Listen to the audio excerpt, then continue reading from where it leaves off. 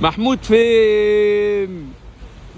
سويسرا. احلى فاكهه الرحله حبيبي فاكهه الرحله. انا مبسوط جدا بمعرفتك بغض النظر قبل ما انت تتكلم بقى.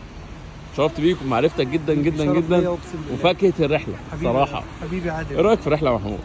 والله انا عايز اقول لك ان انا منبهر بالرحله ومنبهر بالتنظيم اللي انت عامله. ليك يا محمود. وفي حاجه حلوه كمان فيك ان انت ما بتبخلش، لا بتعب ولا بتبخل بمعلومه ولا بتبخل بوقت، ومسخر يعني نفسك لانبساطنا وسعادتنا.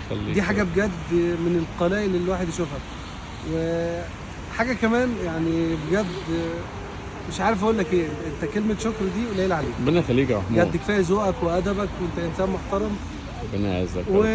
والمبلغ اللي احنا طالعين بيه انا شايف ان هو مش حقيقي خالص، يعني اقل من الحقيقي.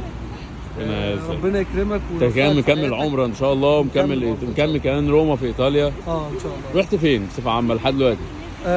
رحنا برلين في المانيا، قعدنا يومين كانوا جمال. رحنا المجر، عملنا اكتيفيتي اجمل من كده ما شفتش. انبسطنا قوي في المجر. انبسطنا جدا في المجر. بعد كده رحنا رحنا فينيس في ايطاليا. بعد كده ميلانو، والنهارده احنا في سويسرا، وبكره رايحين روما. انا رايح روما والجروب راجع. وبعد كده روما، وبعد كده فكره انك تاكل في بلد، تفطر في بلد، وتتغدى في بلد. هات توقعات الموضوع ده سهل كده وموضوع بسيط؟ لا حاجه عاديه جدا، بسيطه جدا معاك. غير كده لا. ربنا يخليك بجد حقيقي انا اتشرفت بان انا طلعت معاك. ربنا يخليك، شرف ليا يا رب. انت انسان بجد. ربنا يخليك والله. احرج مش عارف اسال اصلا. بجد دي حقيقه. طب ايه رايك في الهوستلز؟ والله جميل جدا. هو فندق مش هوستل. أنا يعني فكره فندق. انك قاعد معاك ناس بيبقى قدام متخيل. فندق مش هوستل. هو الموضوع فخم جدا. الهوستل فخم جدا.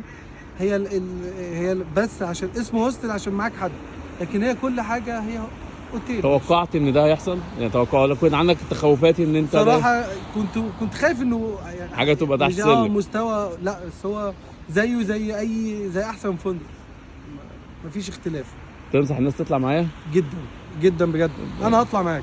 انت كده بتعمل لي التاشيره الثانيه عشان اطلع معاك. ربنا يخليك يا محمود. باذن الله في شهر 5 هلحقك. اسعدتني واتشرفت بيك وبوجودك، ويعني اتمنى نطلع مع بعض تاني. وفعلا كنت بفكر الرحله. كتير انت من الناس اللي انا فعلا يعني مبسوط ان انا عرفتها. انا مبسوط اكتر والله. ضحكتنا في الرحله كلها حبيبي. واتمنى يا رب دايما النجاح ليك والتوفيق. دعمتني في الرحله، ساعدتني جامد انت تستاهل كل حاجه حلوه. انت كل حاجه حلوه تستاهلها. ربنا يخليك. وحقيقي فعلا اخر كلمه اقولها لك، انت يعني ليك اكتر من كده في قلبنا كلنا، والناس كلها مبسوطه بيك. طب ايه رايك في المشي يا محمود؟ وتبقى احلى ترافلنج في الدنيا. ربنا يخليك. ايه رايك في المشي؟ اخر حاجه هو انا مشكلتي مش في المشي، مشكلتي انك لازم تجيب حاجه مريحه. مريحه، لان للاسف انا غلطت، كنت جايب حاجه جلد على اساس مطر وكده. بس انت المشي معاك بصراحه ممتع لانك بتشوف البلد كلها. دي اهم حاجه. عكس ان انا ممكن اركب في اي وقت، ده مش هتمتع بيه. بالعكس انا بتمشى بعرف كل حاجه، طريق البلد، المعالم السياحيه، كل حاجه فيها جميل. حسيت ان في حاجه هرجله، في حاجه مش منظمه؟ كل حاجه منظمه، مواعيدنا بنظام، كل حاجه منظمه. كنت خايف؟ لا خالص. في البدايه خالص قبل ما تحجز، قبل ما تعرفني، قبل مش خايف، بس عارف فكره انا قلت هطلع معاك وهبقى لوحدي، مش اللي هو عادي انا طالع معاك بس عشان الرحله سعرها ممتاز، قلت استفيد بده وهبقى ايه يعني اجرب زي ما تيجي بقى يعني. بس لا الموضوع مختلف خالص. انا حاسس ان انا طالع مع اخواتي.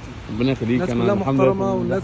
وحاجه كمان اخيره، ان فعلا اختيارك للناس ده اهم حاجه. وانا شايف ان اختيارك للناس بسط علينا الرحله، خلاها جميله. بحاول والله. بحاول. ربنا يخليك يا محمود، واتشرفت بيك، وان شاء الله دايما مع بعض. شرف لينا احنا حبيبي. حبيبي عادي. انا مش منك حبيبي. تسلم لي.